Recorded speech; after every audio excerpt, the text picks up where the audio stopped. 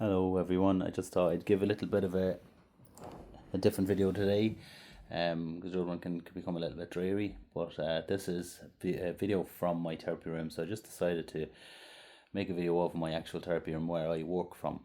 And I know I'd worked in Dublin there some time ago, and when I was there I took a video of that, but I no longer work there, so it's actually probably good about time to start highlighting actually where I work from and what the room is like. Also, hopefully it'll help if you're starting out as a therapist and you're thinking of going into private practice and asking the question of what I might need in my therapy space. Some of these could be a good idea. So hopefully it'll help you. If I forget to say anything, hopefully you'll see it in the video. Anyway, so I've actually done this twice, and I'm a bit of a technophobe. So I what I did was I turned the camera to the sideways to get more in, but turns out that it also, when you're watching it, it turns the thing on its side, so it doesn't come out well. So I'm actually going to leave this in the upright position now for this video. So when you walk in the door, this is the entrance door, two glass doors. I'm going to take you a walk out there in a second. I have curtains up. And the reason I put the curtains up is because it's actually very, very bright, because there's big glass windows. Rather than talking about it, I'm going to show you. So there's huge big glass windows, big glass doors, and the glass windows over that side. So I decided to put up a rail and curtains, and that basically is really cool because there's no distractions from outside the room, and this room becomes very contained. And you can see how close there we are to the neighbour's house, and that's the back of my house with the glass as well. So when they're in the room, I pull the curtains, and as you can see, it's not too dark. The light still comes in, but you're completely private. And as you can see, there's lighting. So I've me normal lamps in the room then to give off the highlights, the nice lighting. When you walk in, then there's also a little tea area. You can see, every therapist needs a notebook for some reason. I tend to collect crap, as you can see, little plugs and fly spots, which are vital in your room. So that's a little tea area, tea coffee making area. So if you want tea or coffee, I keep milk in the fridge. Also keep water in the fridge. So it's always important to have water in your therapy room, whether you tap water, whatever you want to do. I buy bottled water because I have it stored under the table there, and then I keep it refrigerated, nice and cool in here. So anyone that comes in, they get a nice cold thing of water, and that's helpful if we're dealing with stuff as well to do with the sympathetic nervous system. So the cold water allows the engagement of the parasympathetic, as you know. So there's the burner here on the top, and I keep nice scented candles in there, and there's always a really nice smell in the room, and my little novelty figures there as well.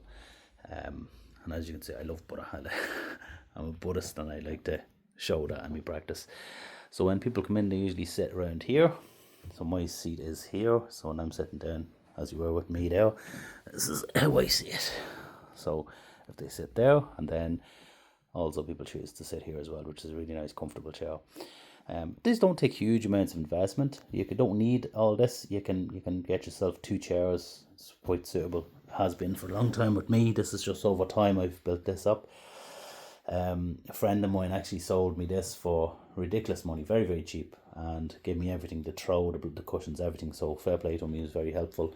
And you see lovely decorations then as well, such to break up the blankness of the room.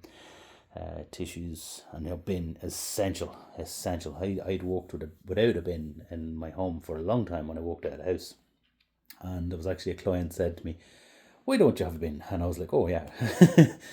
People wouldn't. It's amazing what you forget. People putting tissues in their pockets. So I just use this as well. So this is it's the Google Pay thing. It's not a Google Pay, Revolut Pay thing. It's for Revolut Pro, and people can use their cards, and it goes directly into my Revolut Pro. And as you see here, this is a wall heater. Okay, when I built the cabin, the heat was included, so that's electric, and I keep that on a timer switch over here. And that I don't really need it at the moment because it's so warm, because the room is very warm. And then a little hidden one in behind the client, so that there's always heat from both sides of the room. So you don't need huge amounts of heat in a place like this, because it heats up very, very fast, and it maintains the heat very, very well. So you need very low heat nearly all day, very low settings and stuff like that. So what I'm going to do now is I'm going to take you outside for a little walk, show the neighbours how absolutely mad I am, because I'm going to seem like I'm talking to myself. And I just want you to see what it's like to walk into therapy.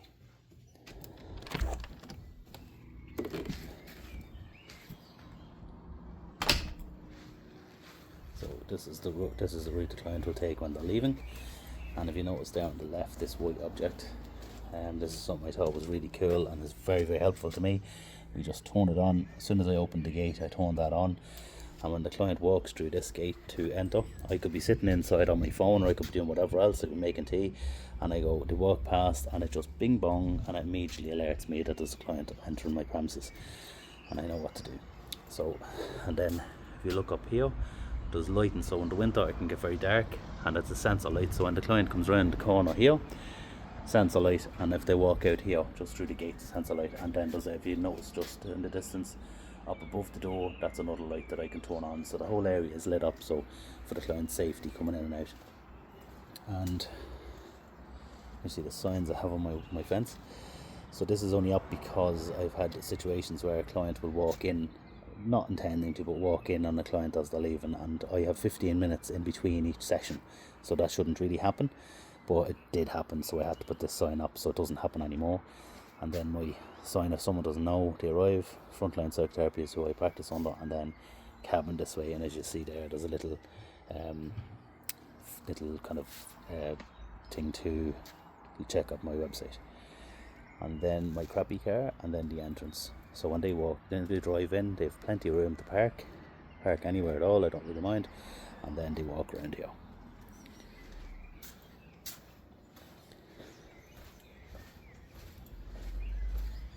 So this is the journey to therapy, and for the first one it's terrifying, I can imagine. And then you see me in the reflection, and that's me. Anyway, hope that helps, and I'll talk to you soon. Thanks for watching.